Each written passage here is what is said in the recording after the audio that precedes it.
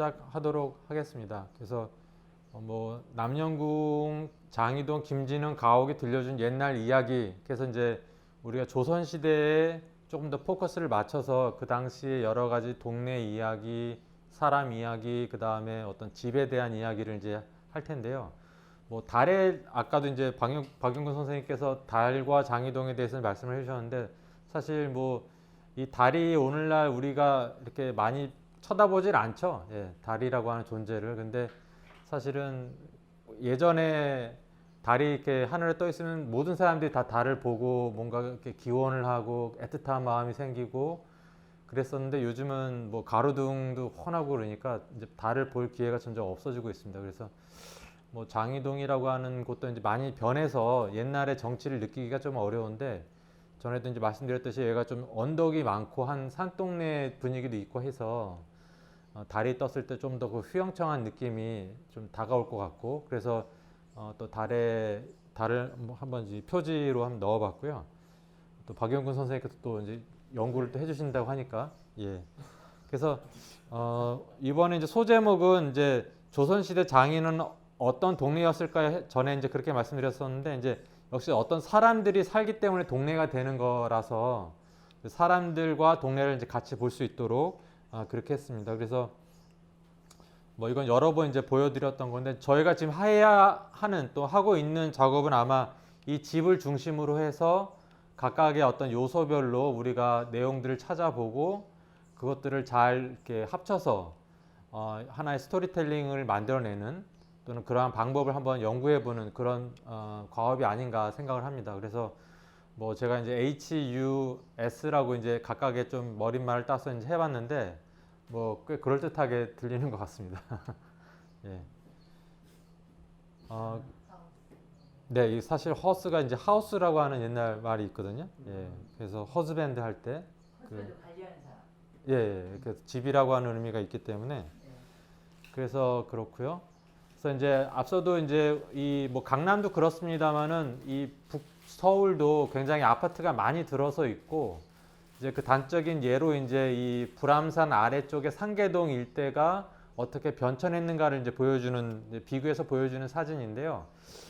이게 전에는 이제 70년대라고 생각을 했는데, 아마 제 생각에는 이 상계동이 전면 철거가 된 게 80년대거든요. 예, 그래서 혹시 이진숙 선생님 그런 뉴스 들으신 적 있나요? 예전에 서울 올림픽 하기 전에 여기 성화 걔가 성화가 지나간다고 그래서 일대를 막 철거를 하고 이렇게 막 해서 막 그 철거민들이 데모도 하고, 그래서 김수경 추기경님도 오시고 막 그랬던 역사가 사실 상계동에 있거든요. 사실 상계동 주민분들은 원래 토박이가 아니라 예전에 60년대 서울의 여기저기 판잣집에 살던 분들이 쫓겨나서 사실은 상계동에서 천막치고 자리를 잡으셨던 분들이에요. 근데 80년대 다시 이제 또 두 번째로 또 쫓겨나게 되니까 대단히 사실은 이제 격렬하게 당시에 시위 사진들이 많이 있더라고요. 그래서 이제 이건 지금 87년도 사진인데 포크레인이 들이닥치고 뭐 전경들 오고 거의 뭐 전쟁터 수준인 거죠. 그러니까 이제 김수경 추기경님이나 이런 그 철거 빈민 운동하시는 분들이 많이 관심을 갖고 하셨었는데, 사실 그런 역사를 가지고 이제 들어선 게 이제 아파트들이고요.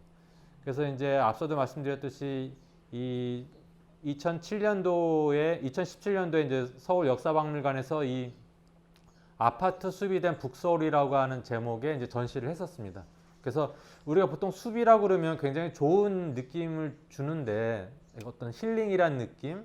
근데 사실 아파트 숲이라고 하면은 뭔가 조금 그렇게 다른 느낌이죠. 예, 이렇게 조금 부정적일 수도 있고. 그러니까 만약에 서울이 전부 다 아파트 숲이 된다 그러면 우리는 별로 좀 심하다, 과하다, 안 좋게 생각을 하실 텐데요. 그러니까 역시 그런 변화들이 지금도 장이동에서도 이제 진행이 되고 있고요. 그래서 이제 점점 옛 모습을 알기가 어렵게 서울도 변모하고 있다는 것을 이제 말씀드립니다. 그래서 이제 장이동 같은 경우에도 지금 이제 이게 1954년도 항공 사진이고요. 그래서 이제 이게 1954년도니까 20세기 이제 중반이니까 사실 19세기 자료는 아니지만은 그런 개발되기 이전의 모습이기 때문에 제가 19세기 적이다라고 그래서 이제 옛스러운 그러니까 옛날 어떤 모습으로 생각을 하고 이제 보여드리는 건데요.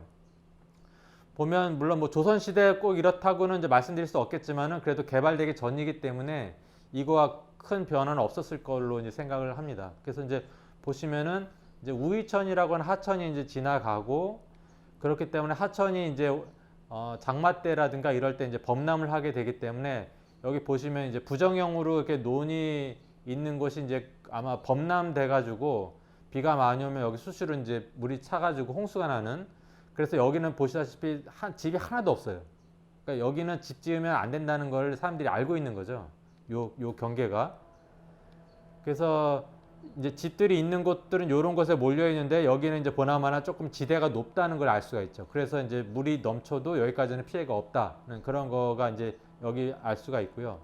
그다음에 이제 장이동은 전체적으로 이 서쪽에 산이 있다 보니까 이쪽하고는 약간 고립된 느낌이 있어요. 그래서 고개를 통해서 이렇게 들어올 수가 있는 고갯길이 이제 여기 눈에 보이고요. 지금 여기가 이제 북서울 꿈의 숲이거든요. 이쪽이. 그래서 예전에 이제 보면은 그리고 이쪽에 이제 다리가 있어서 이제 우이천 너머로 갈 수가 있고 그래서 보시면 우리가 예전에 50년대 뭐 그때는 이제 서울이든지 전국이 이렇게 민둥산이다 다 이렇게 나무가 없다라고 생각하지만 이때 보시면 여기가 나무가 굉장히 산이 수목으로 빽빽한 걸 알 수가 있습니다. 이게 지금 겨울에 찍은 사진인데요. 그래서 잎이 보이진 않지만 그래도 나무들이 산에 다 있다는 걸 알 수가 있거든요. 그러니까 그 얘기는 뭐냐면 여기가 관리가 되는 조선시대부터 관리가 되고 있던 지역이다라는 걸 의미하거든요. 예, 그러니까 여기 사람들이 당장 그 뗄나무를 구하려면 손쉽게 여기 와서 뗄나무를 구했다 그러면 여기 나무가 남아나질 않았을 텐데 여기는 나무를 베면 안 된다는 인식이 있었던 거죠. 그래서 이제 비교적 산림이 잘 보존되어 있던 지역인 거죠. 근데 이제 20세기를 통해서 60년대부터 이제 본격적으로 개발이 되면서 이랬던 모습이 이제 이렇게 넘어가게 되는 것입니다. 그래서 이제 보시면은 뭐 거의 이제 숲이 거의 다 사라졌는데요. 그래서 뭐 택지로 이제 개발되는 것은 서울의 외곽지대가 뭐 공통적으로 겪는 그런 이제 변화 과정이고요. 그런 과정에서 이제 기존의 어떤 나무들이 제거되고 그 다음에 지형적으로 변화가 생기고 또 기존에 있던 마을들이 이제 이렇게 해체가 되고 흩어지게 됩니다. 그래서 이제 그 사람들이 가지고 있던 어떤 집단적인 기억이라든가 이야기나 그런 소위 말하는 이제 인문적인 자원들이 다 사라지게 되는 거죠. 그래서 지금에 와서 옛날의 장애에 대해서 알고 싶다고 해서 우리가 경로당에 가서 어른들께 여쭤봐도 경로당에 계신 분들이 다 70년대 어디 저기 뭐 지방에서 올라오신 분들이에요. 그분들이 그나마 옛 모습을 기억하고 있지 예전부터 여기 살면서 예전에 우리 할아버지 그 윗대에는 이랬어 뭐 호랑이가 나타났었어 이런 거를 이야기해 주실 분이 거의 남아 안 계신다는 거죠. 그래서 이제 거의 이런 도시적 변화가 그 뒷면에는 인문 자원의 소멸을 의미한다는 거를 이제 말씀드리고요. 근데 지금 이 정도도 그나마 양호한데 이제 그래서 이제 야산이 이제 어떤 식으로 지금 바뀌었나를 이제 비교해서 보면 요랬던 그나마 나무들이 많이 있었는데 지금 거의 이제 남아있지가 않죠. 그래서 요만큼만 나무가 일부만 남아 있습니다. 진짜로. 여기는 지금 장이동이 아니거든요. 요쪽 월곡산 쪽은. 그래서 여기만 지금 남아 있는 거고요. 그래서 요거를 이제 그야말로 장위에 남아 있는 최후의 그린벨트라고 우리가 네이밍을 해도 과언이 아닐 정도로 그냥 정말 이것만 남아 있습니다.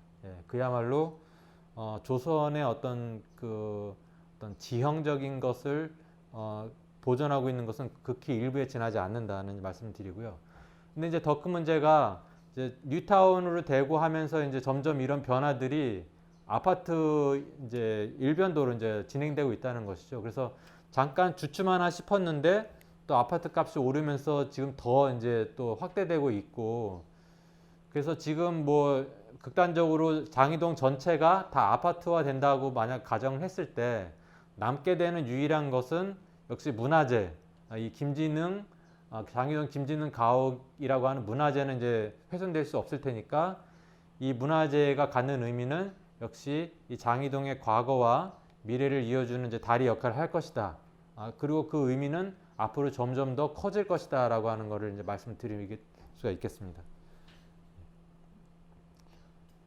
지금 그래서 이제 장이동에 대해서 이제 우리가 이 작업을 하고 있고 옛날 것을 지금이라도 기록해야 되고 찾아서 이렇게 조사해야 되는 이유가 이런 변화들이 워낙 빠르기 때문에 지금도 사실 많이 늦었지만은 지금이라도 정리할 수 있는 한 정리를 해야겠다. 그래서 이제 그런 의미가 있을 테고요. 그래서 이제 우리가 장이동을 이제 어디까지 올라갈 수 있느냐 보면은 이제 조선 시대의 이제 정조 연간에 보면은 한성부의 어떤 그 행정구역으로서 이 조선왕조 실록에 남아 있습니다. 그래서 이제 동대문 바깥에 여러 동네들이 있는데 그 동네들 중 하나로 장일이계가 있고 그 동네들을 전체 묶어서 이제 인창방이다라고 하는 좀 더 넓은 오늘날로 말하면 이제 구에 해당하는 그런 행정 편제 하에 장일이가 속하게 됩니다.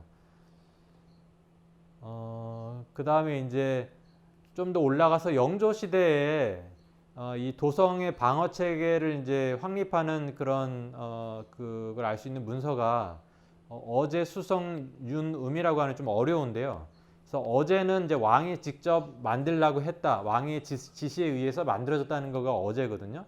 수성은 이제 도성을 지킨다는 의미의 수성인 거고 유문은 이제 임금님의 말씀을 이제 어렵게 윤음이라고 그러는데 그래서 사실 영조가 이런 노력을 한 거는 사실 아버지 숙종이 굉장히 도성 방어에 많이 그 노력을 기울였어요. 그래서 산성에다 이렇게 북한산에다가 산성을 쌓는다든가 많은 그 성곽들을 쌓았고 그래서 영조도 이제 과거에 뭐 임진왜란이라든가 병자호란이라든가 이런 거에 대한 그런 위기 상황을 알기 때문에 도성 방어에 각별히 신경을 썼고 그래서 한성 전체를 이제 나누었을 때 세 개의 군부, 훈련 도감, 금이영, 어영청 이게 세 개의 그 군대가 있는데 이 각각이 이제 관할하는 지역을 두고 유사시에 이제 어떤 방어를 할 수 있도록 했는데 장일이는 어디에 속했냐면 어영청의 영전에 이제 속해 있었습니다. 그러니까 무슨 일이 생겼다 그러면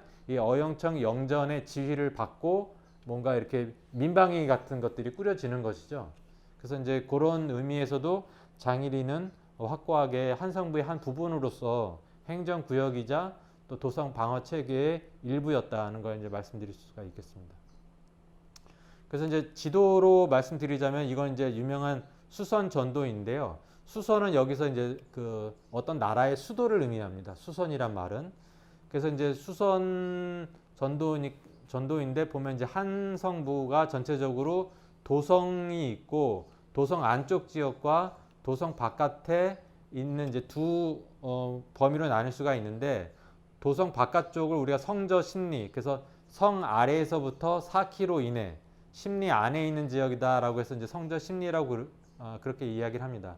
그래서 장위는 도성 바깥에 이제 성저 심리에 해당하는데 이 수선 전도에서는 이제 도성을 중심으로 해서 그리다 보니까 이 외곽에 있는 지역들은 표시가 되질 않았어요. 그러니까 어떻게 보면 이제 장위와 그 일대는 외곽 지역으로서 그렇게 인식이 좀 약했다. 한양이라고 하는 도성을 기준으로 봤을 때는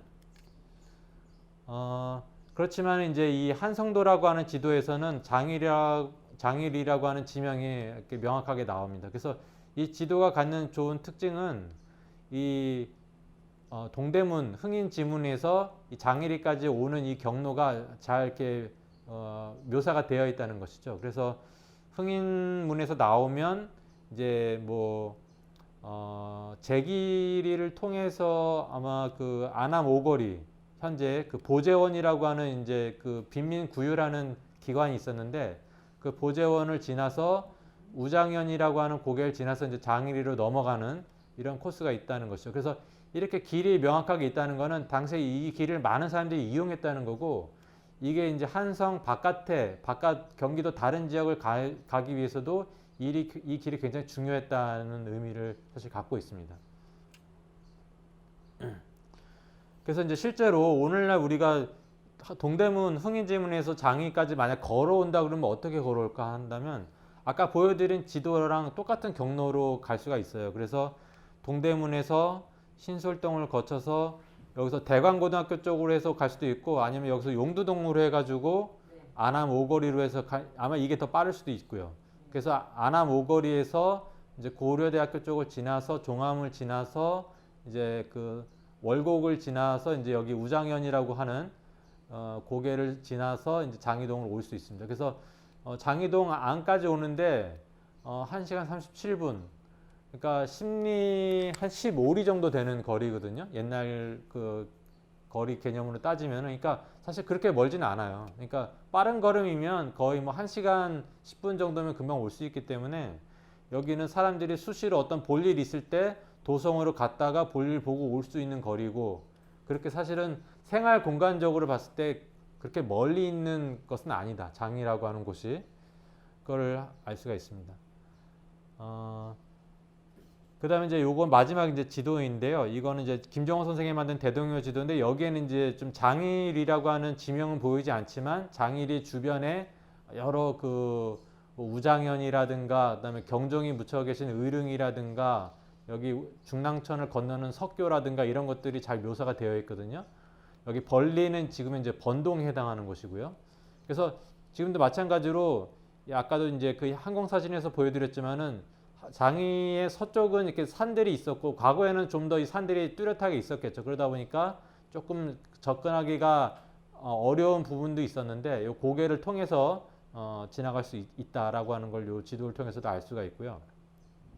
여기 이제 돌다리가 갖는 의미는 앞서도 말씀드렸습니다만은 이게 뭔가 중요한 다리로서 뭐 홍수가 나거나 그래도 쉽게 유실을 내지 않도록 그런 견고하게 만들어진 다리다. 그만큼 중요한 어떤 뭐 행정 목적으로 사람들이 왕래하는 그런 중요한 다리였다는 걸 알 수가 있고요. 보면 이제 김정은 선생이 여기다 가평로라고 써놨어요. 그래서 요 다리를 건너면 가평으로 갑니다라고 지금 써놨거든요. 그러니까 뭐 가평뿐만이 아니라 경기도 그쪽 언저리로 가기 위해서는 다 사실은 여기로 가는 게 제일 빠른 길이었던 거죠.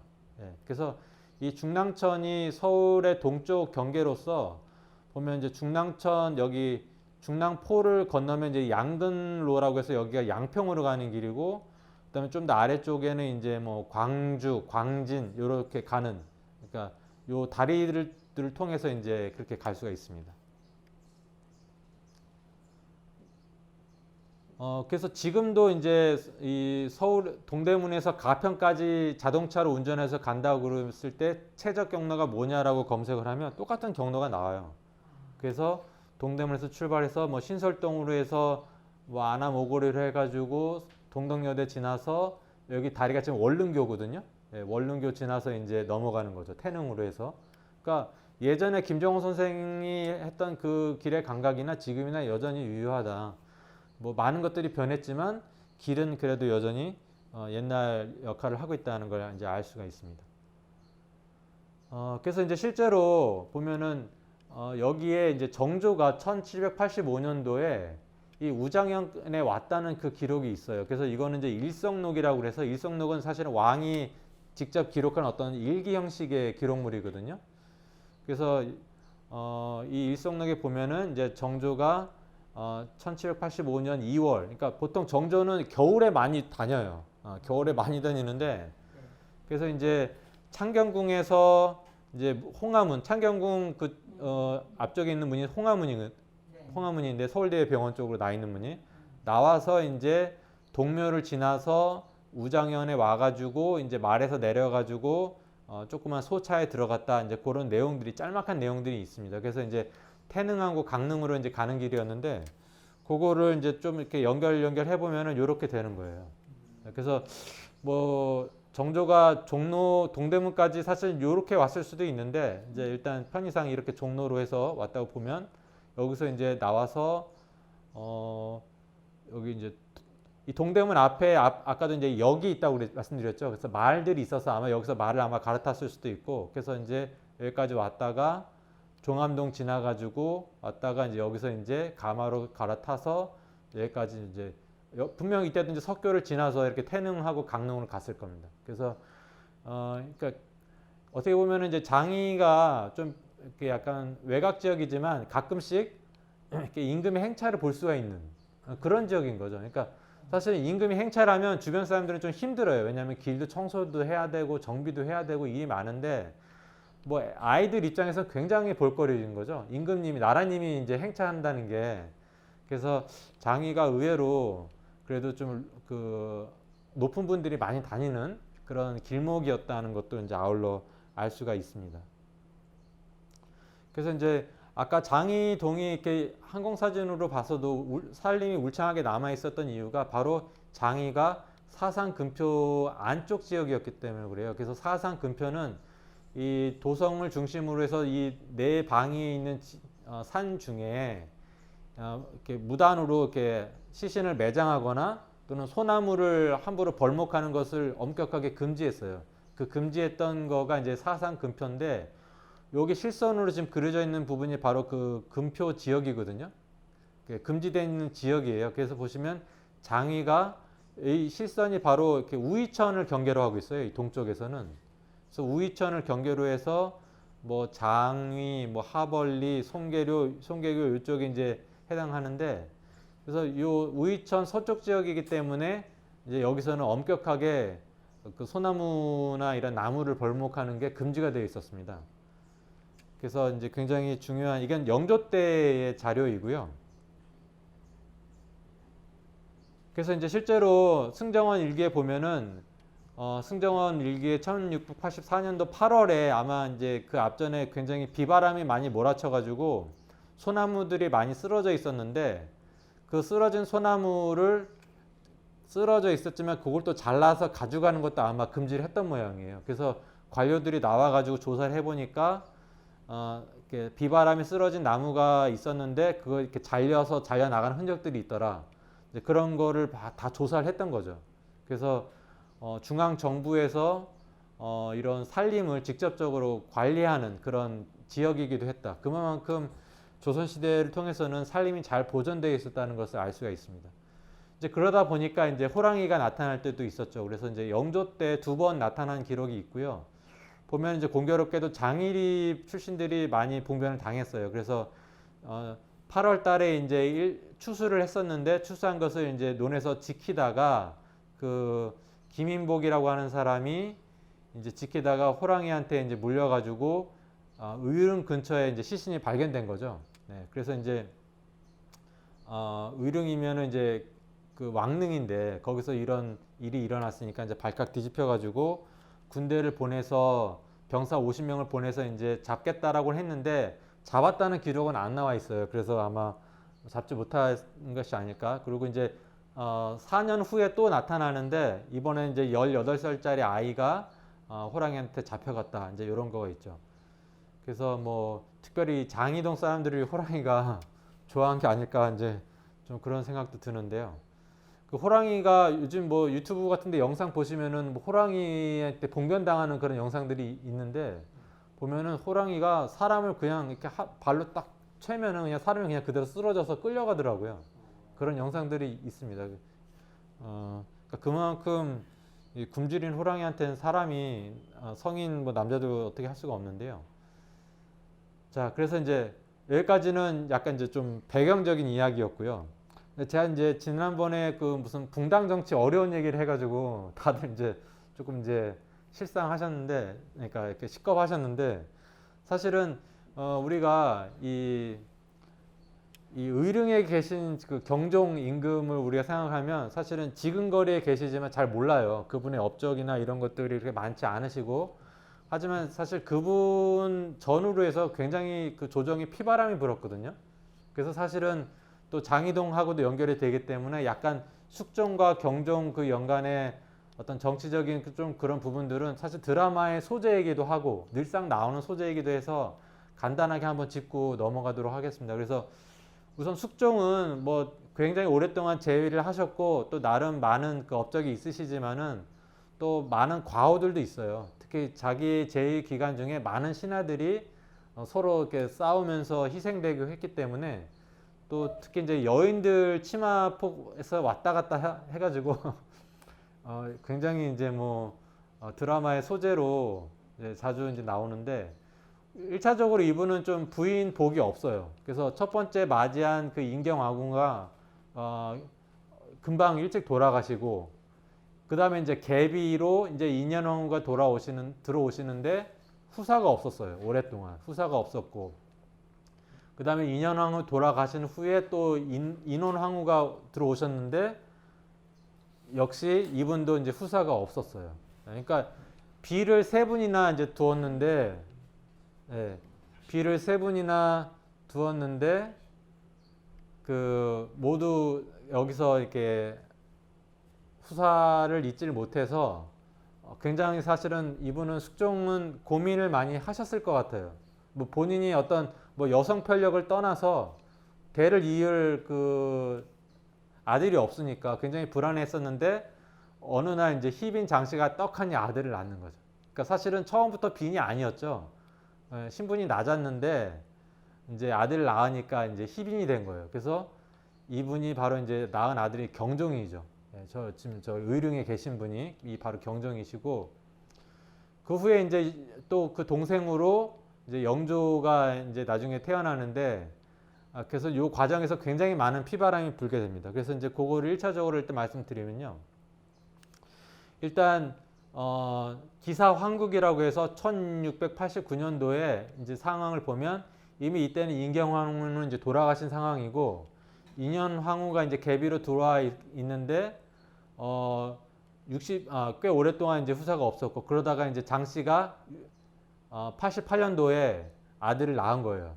그러다 보니까 이 희빈 장씨를 이렇게 후원하는, 그러니까 희빈 장씨를 이렇게 지지하는 남인 세력들이 이 경종을 세자나 이 원자로 책봉하려고 그렇게 움직임을 하게 됩니다.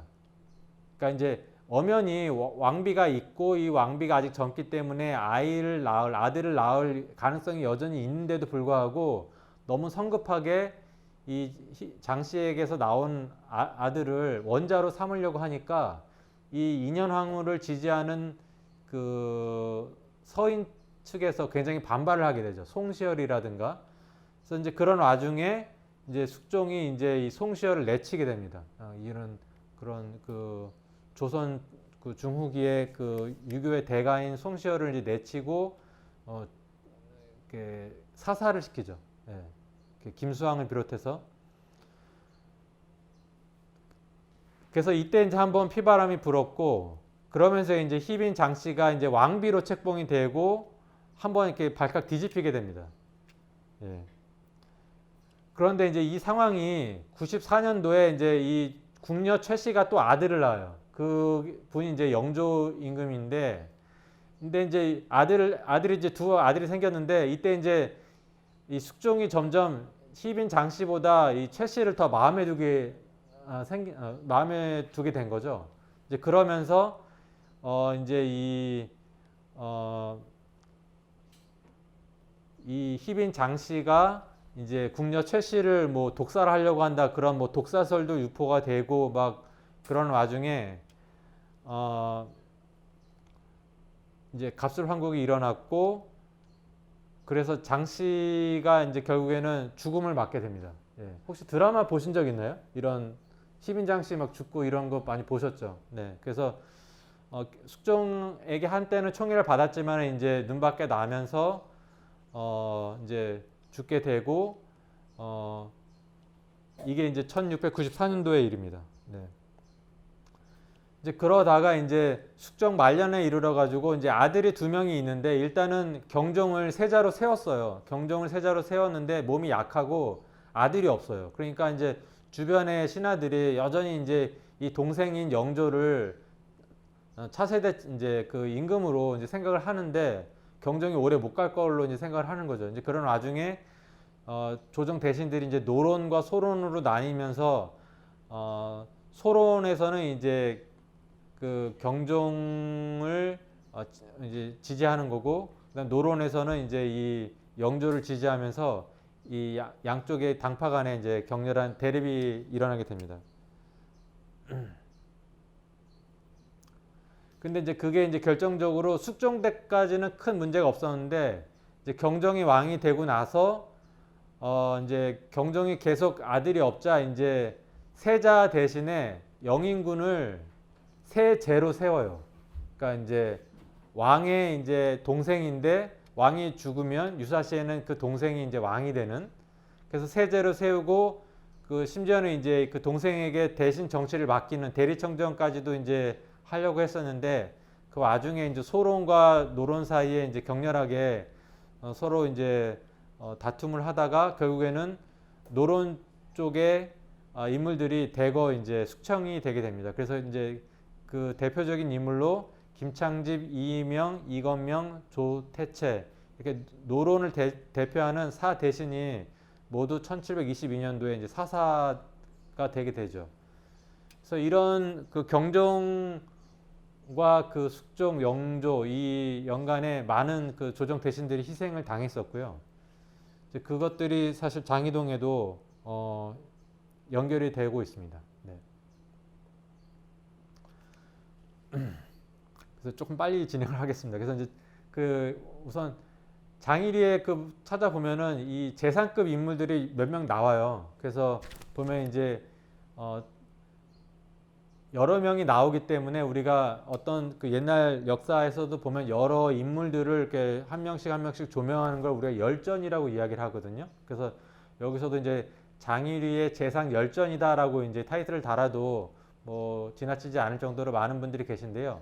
그래서 첫 번째로 이제 자의정 이이명을 먼저 이제 들면은 이분도 이제 앞서서 그 1722년도에 이제 희생된 분인데 이분은 이제 뭐 굉장히 당시에 이제 자의정을 지냈고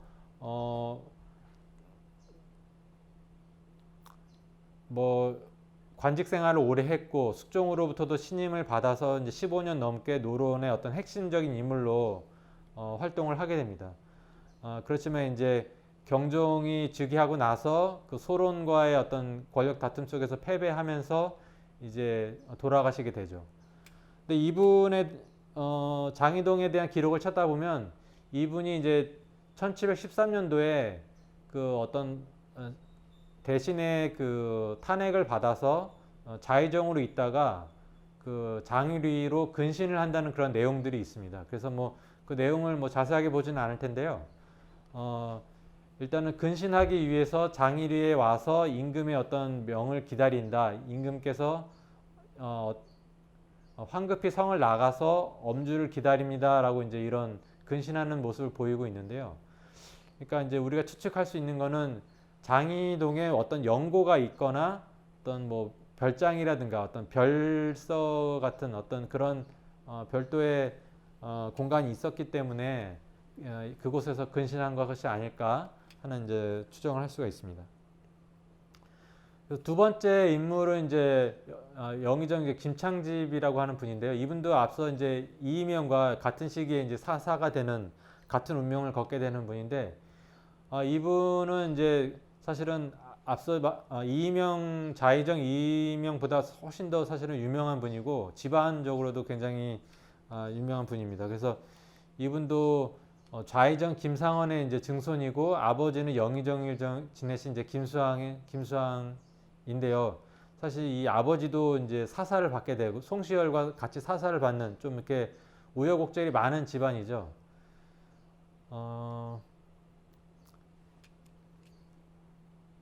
그래서 이분도 보면은 이제 1716년도와 1718년도에 두 번 이제 장의리에서 근신했다는 그 기록이 있습니다. 그래서 뭐 어떤 연유인지 모르겠지만 조정 내에서 어떤 비판을 받아서 그거에 대한 대하에서 이제 근신하는 모습을 보이기 위해서 이제 도성 바깥으로 나가서 장의리에 머물렀었는데 역시 이제 이 김창집도 장의리에 어떤 별서가 있지 않았을까 이제 그런 생각이 듭니다. 그래서 이 김창집은 사실은 뭐 굉장히 중요한 인물이라서 조금 그 특이할 부분이 있는데요. 앞서도 그 남한산성이라고 하는 영화에 이제 김상원이라고 하는 인물이 나옵니다. 그래서 이분이 이제 병자호란 때 최명길이라고 하는 인물과 이제 두 분이서 이제 그 청나라와 화친을 할 것인가 아니면 끝까지 싸울 것인가를 두고 이제 서로 격론을 하는 장면들이 나오는데, 이분은 이제 끝까지 싸워야 된다 그런 주전론을 주장하신 분이고, 나중에는 청나라까지 끌려가가지고 6년 동안이나 이제 억류가 되는. 그래서 어떻게 보면 이제 당시에 이제 우리가 조선에서는 명나라가 임진왜란 때 우리를 도와줬기 때문에 명나라에 대한 의리를 지켜야 된다는 그런 명분론이 굉장히 강했고, 반면에 청나라는 이제 오랑캐 나라이기 때문에 우리가 명나라를 버리고 청나라를 모실 수는 없다. 이제 그런 것들이 굉장히 강했죠. 그래서 이제 그런 기류 속에서 사실 이 김상원이라고 하는 인물이 끝까지 명나라를 이제 우리가 배반하면 안 된다. 이제 그런 입장이었고 했기 때문에 어떻게 보면 좀 아이콘적인 인물이죠. 어떤 대의 명분에 있어서 아이콘적인 인물인데, 그래서 이제 이 사직을 위해서 죽는 것이 신의 뜻이옵니다라고 하는 이런 이제 멘트가 대사로도 영화 중에 나오기도 하는데, 실제로 이 효정실록에 보면 이런 비슷한 내용들이 나옵니다. 그래서 나라님이 사직에 죽으면, 즉 나라가 망해서 사직도 망하고 나라님이 죽으면 신하들도 같이 이제 죽을 수밖에 없다. 그런 이제 끝까지 싸워야 한다. 그런 이제 뜻을 내비치고 있는데요. 그래서 뭐 안동김 씨는 사실은 이제 조선 후기에 굉장한 그 세력을 떨치는 어떻게 보면 조선 후기에 가장 거대하고 영향력 있는 집안이다라고 이제 할 수가 있는데, 그래서 이제 김상원과 김상용이 형제가 되고, 이분은 이제 강화도에서 병자호란 때 마찬가지로 성을 지키다가 거기서 이제 성이 함락되자 하약에 이제 불을 지르고 이제 순절을 한 분이죠. 그래서 이 두 형제분들이 모두 굉장히 유명합니다. 유명하고 그 자손들 중에 이제 삼수육창이라고 그래서 이 세 명의 형제, 그다음에 그 아래에 6명의 또 이 형제들이 모두 유명했어요. 그래서 이 집안들이 조선 후기에 굉장히 그 세인들의 입에 이렇게 칭송되던 그런 집안이었고, 근데 이 중에서 이 빨간색 테두리를 친 이 두 분이 모두 장일이와 연관이 있습니다. 네, 그래서 그거는 좀 장일이라고 하는 동네를 우리가 또 좀 다시 생각하게 하는 그런 측면이 있고요.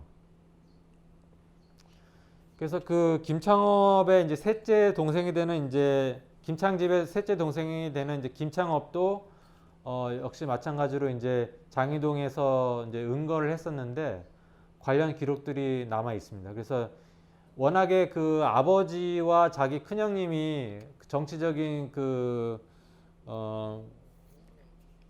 경랑 속에서 이제 돌아가셨기 때문에 이 형제들은 정치의 뜻을 두질 않았어요. 거의 이 나머지 형제들은 거의 정치를 하지 않았고 다 그냥 조용히 이제 그림을 그린다든가 이제 학자로서 지냈는데, 이 노가제 김창업도 이제 마찬가지로 이제 은신하면서 이 장이동 일대 또는 송계 일대에서 이제 농사를 지으면서 이제 살았는데, 사실 이분은 화가 그 겸재 정선과도 굉장히 긴밀한 사이였어요. 그래서 이분 자신도 그림을 잘 그렸었고, 그리고 이분의 아들 되는 김윤겸도 이제 진경상수화에 굉장히 능한 분이었고, 그래서 이게 이제 김창업이 그린 그 이제 산수도라고 하는 이제 그림입니다. 예, 그래서 이제 보면은 지금 이게 국립중앙박물관에 이제 소장되어 있는 작품이고요.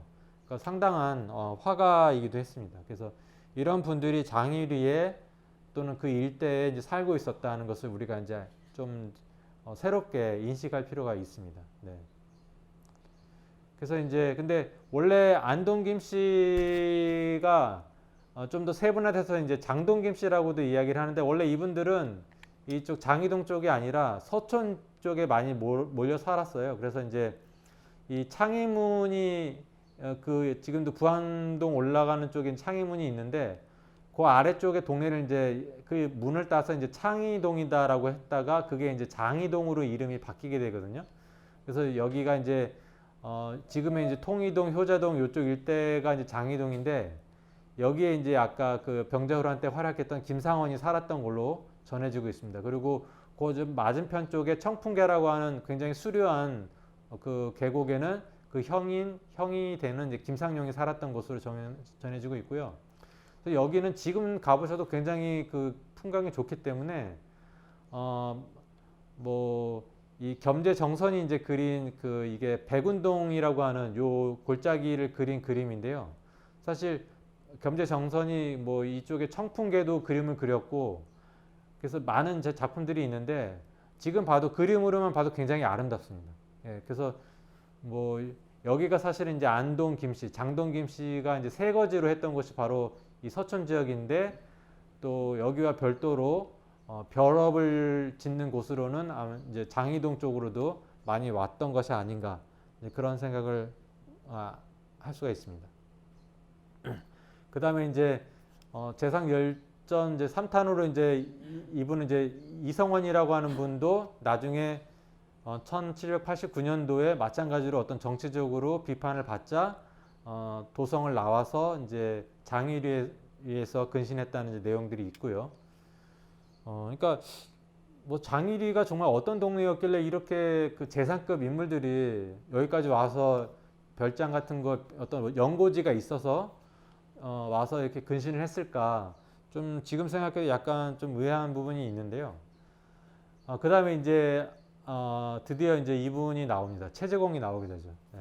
최재공은 정조, 영조 연간, 영정조 연간에 굉장히 많이 활약을 했고, 근데 사실 이분이 이제 중간에 한 6, 7년 정도 좀 정치적으로 이렇게 몰리는 시기가 있었는데, 그 시기에 이분이 장이동 일대에서 살았다는 거죠.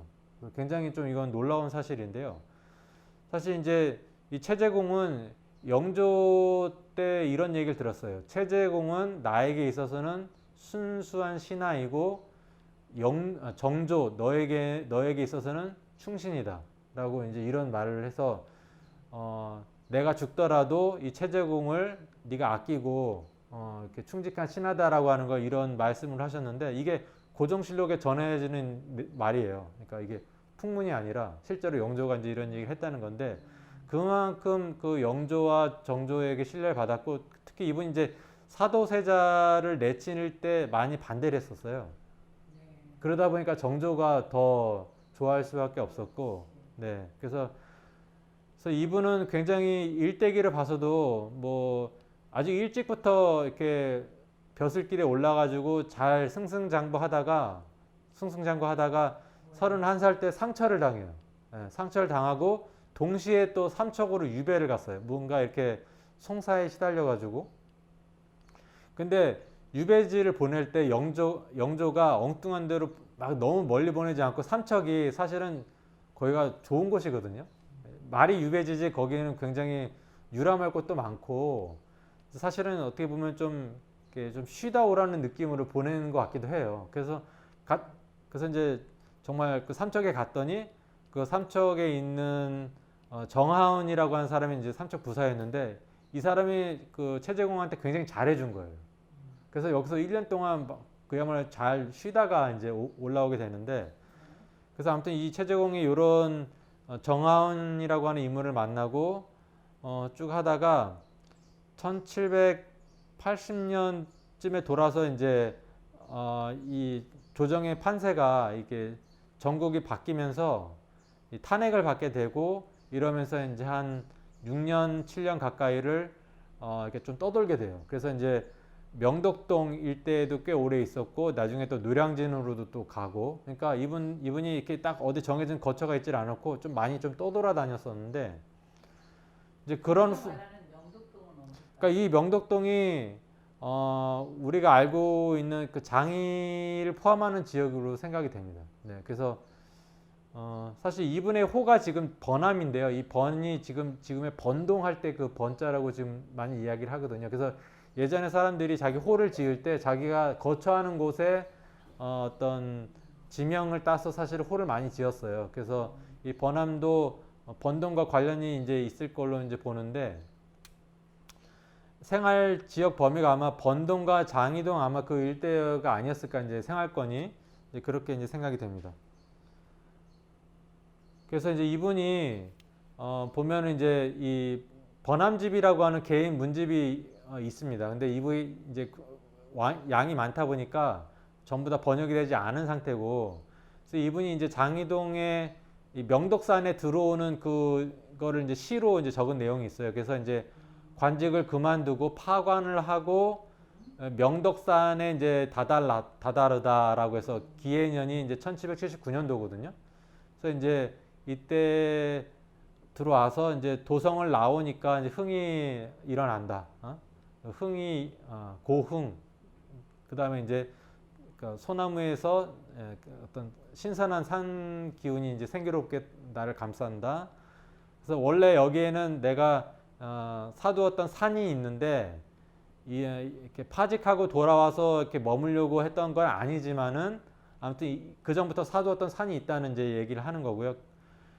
그 다음에 이제 이렇게 관직에 물러나서 이제 좀 쉬게 되니까 이제 뭔가 본인도 이제 너무 관직 생활을 오래 하면서 너무 이제 노쇠했다고는 생각이 들었는데 이제 쉬면서 좀 편안한 여생을 보내고 싶다 이제 그런 느낌을 이제 여기 이제 토로를 하고 있는 것이죠. 첫째 나이가 몇 살이었을까요? 이분이 60 넘었나? 1720년이었으니까 60살, 예, 예, 그렇죠. 이제 환갑 했을 때 이제, 그러니까 어떻게 보면 이제 이때 물러나서 그냥 뭐 이렇게 전원 생활을 하면 딱 맞긴 맞는데 이분이 이제 여기서 한 6, 7년 이제 근신하다가 나중에 수원으로 이제 수원성 직구하면서 나중에 또 10년을 엄청나게 활약을 해요. 그러니까 전성기는 마지막에 있거든요, 이분은. 예, 그래서 이제 일단은 이분이 1779년도에 본격적으로 명덕산에 아직은 이제 완전히 조정해서 뭐 물러난 건 아닌데 그걸 일단 명덕산으로 들어왔다는 걸 이제 알 수가 있고요. 근데 이제 이분이 명덕산으로 들어온 계기가 아까도 말씀드렸듯이 삼척에서 만난 정하원이라고 하는 인물과의 교류 때문에 오게 됐거든요. 그래서 그 내용이 이제 번암집에 남아 있는데 이분이 이제 삼척에 이제 기형을 갔는데 자기가 이제 그 예전에도 그 산에다가 저기 그 묘를 막 이렇게 무단으로 쓰고 그러면 그게 또 막 송사가 돼가지고 서로 막 이렇게 싸우고 그랬거든요. 이제 그런데 그런 걸로 인해서 연루가 돼가지고 최재공도 이제 1년 정도 유배를 가게 됐는데 사실 뭐 유배를 갈 정도 거리는 안 되는 것 같은데 일단은 삼척으로 유배를 가게 됐죠. 그래서 이제 당시에 이제 영조가 했다는 말이 남쪽에 저 아래쪽 남쪽 바다는 지세가 낮고 습하니까 최재공이 병이 걸릴까 좀 걱정이 되니까 삼척으로 가라. 그래서 이제 영조가 좀 신경을 써줬다 이제 그런 내용이 있고요. 그래서 일단은 아내를 잃은 상태에서 굉장히 좀 우울한 상태로 일단 유배를 왔는데 와서 보니 정하원이라는 인물이 굉장히 속세에 얽매이지 않는 그런 인물이었고, 그래서 이제 죽서루에서 뭐 매일 술도 마시고 뭐 놀면서 시도 짓고 이제 이러면서 세월을 보낸 거예요. 그래서 이제 어떻게 보면은 내 평생에서 가장 시리를 했던, 아내도 잃고 또 유배까지 떠났던 그런 시리의 시기이긴 했지만 또 한편으로는 굉장히 기분 좋게 유람을 했던 또 그런 시기이기도 했다. 그래서 이제 돌아봤을 때 이 삼척의 1년 동안의 유배 생활을 이렇게 회고를 하고 있거든요. 근데 여기서 이제 정하원이라고 하는 인물이 삼척 부사를 마치고 이분이 이제 삼척 부사를 마치고 나중에 이제 관직을 그만두고 장유리로 들어와요. 예, 명덕산으로 먼저 들어오게 된다는 거죠. 그래서 이 최재공이 이제 이 수옥대라고 하는 이 일대에 아마 수옥대라고 하는 폭포와 관련된 어떤 경치가 좋은 곳이 있었던 모양인데 여기서 이제 정하원이라고 하는 인물을 떠올리면서 하는 얘기가 원래 여기는 그 정하원이 이제 이렇게 땅을 일군 곳이었는데 그 정하원의 후손들이 그 땅을 물려받았으나 이제 가난해서 유지를 못하다가 주인이 몇 번 바뀌고 하면서 결국에는 최재공이 자기가 이제 사게 됐다, 소유하게 됐다 이제 그런 내용이 나와요. 그러니까 이제 정하원이 여기 장이동에 먼저 자리를 잡았기 때문에 최재공이 정하원을 보기 위해서 한두 번 놀러 왔다가 이곳을 알게 됐고 그러다가 이제 이곳에 정하원이 소유했던 그런 소유의 어떤 토지를 사가지고 정착하게 됐다. 그러니까 이제 그런 계기가 아주 자세하게 나와 있는 것이죠. 그러니까 어떤 연고가 있기 때문에 이제 세제공이 들어왔다는 걸 분명하게 알 수가 있습니다.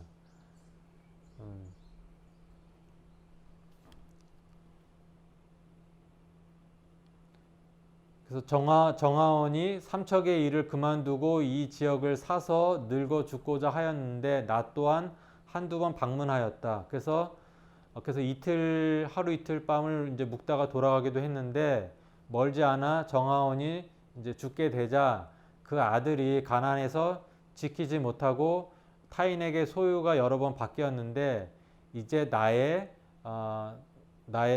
그 어떤 쉼터가 되었다. 이제 그런 내용들을 말하고 있습니다. 그래서 여기에 이제 자기가 이제 조그만 집을 짓고 이제 연명헌이다라고 하는 그런 태코를 붙여가지고 이렇게 했는 내용들이 나오고요. 근데 이제 이분이 계속 여기서 장희동에 있었던 게 아니라 1786년도에는 노량으로 옮기게 돼요. 그래서 그 기록도 여기 남아 있습니다. 그래서 이제 노량으로 1786년 여기가 이제 10년이니까 정조 10년이니까 1786년 여름에 노량으로 거처를 옮겼다. 그래서 거기 언덕에다가 한 채 집을 빌렸는데 방이 좁고 낮아서 낫기가 심하다. 이제 그런 내용들이 나오거든요. 그러니까 이분이 뭐 굉장히 뭐 관료로서 성공을 했다고는 하지만 번듯한 집이 아마 없었던 것 같아요. 그래서 계속 여기서도 새 집에 살고 이제 그렇게 옮겨 다녔던 것 같은데, 그래서 이제 이분이 최재공이 여기서 이제 한 6년 정도 머물렀다는 이제 그 기록이 이제 굉장히 중요하고, 여기서 이분이 이제 재기를 하기 위한 준비의 시간이었다. 이제 그런 것도 여러 가지 의미를 부여할 수 있겠습니다. 그래서 이제 뭐 그 외에 이제 장일이의 이제 어떤 일반 백성들의 여러 모습들이 이제 있죠. 그래서 뭐 여러 뭐 밤에 어떤 옥사에서 탈옥해가지고 이제 도주를 한 그런 일도 있었고, 그 다음에 이제 왕이 행차를 했는데 그 행차하는 그 행차로에 이제 이렇게 굉장히 헐벗고 그런 이제 굶주린 병든 백성들이 있어서 이렇게 구유를 했다. 봤더니 이제 장일이 출신의 거지 김인택이라고 하는 사람이 있었다. 뭐 이런 식으로 뭐 그런 내용들이 나오고요. 그 다음에 이제 또 비가 왔을 때 이제 수해를 입은 사람들의 실명과 그다음 피해 정도들이 다 기록되어 있습니다. 그래서 뭐 우이천이라든가 중랑천이 이제 범람을 하면서 이제 피해를 입었던 그런 내용들이 이제 있고요. 그래서 이제 뭐 우리가 조선시대 장일이는 어떤 마을이었을까 하면은 사실은 여러 가지 예전에는 좀 막연했었는데 지금은 좀 더 많은 이야기들을 할 수 있다는 거죠. 그래서 성저 심리에 해당하는 외곽 지역이지만 길목으로서 중요했고, 또 그 왕실의 능행길의 통과 지역이기도 했으며, 또 숙종 연간에는 이제 장위라고 하는 이제 그 지명이 확립되어 있었고, 도성의 행정구역이면서 도성 방어책의 일부였고, 또 그 벌목이 금지된 사상 금표 지역이었기 때문에 산림이 잘 보존되어 있고 호랑이가 나왔다. 그 다음에 이제 경관이 수려했기 때문에 사대부들의 어떤 별서가 다수 있었고, 재상 반전에 있는 사람들이 정치 있을 때 이제 근신하는 그런 장소이기도 했다. 그 중에서 이제 김창집이라고 하는 인물은 특기할 만하고, 그 다음에 저 최재공도 여기서 횟수로 8년 정도 장희동에 있었고, 그가 정치적으로 재기하기 위해서 보낸 소중한 시간이었다는 걸 이제 우리가 말씀드릴 수 있겠습니다. 그리고 이제 뭐 그 밖에 여러 민초들의 이야기가 있었다. 그래서 제가 처음에 장희동에 대해서 조사했을 때보다는 지금은 훨씬 더 많은 이야기들이 있다는 걸 알 수가 있고, 장희동이 일종의 양파 같은, 비유하자면 정말 이렇게 벗기면 벗길수록 더 나오는 그런 동네라는 것을 알 수가 있었습니다. 그래서 이제 이런 내용들을 앞으로도 우리 주민 여러분들과 더 많이 공유할 수 있기를 바랍니다. 오늘 여기서 이것을 마치겠습니다. 고맙습니다.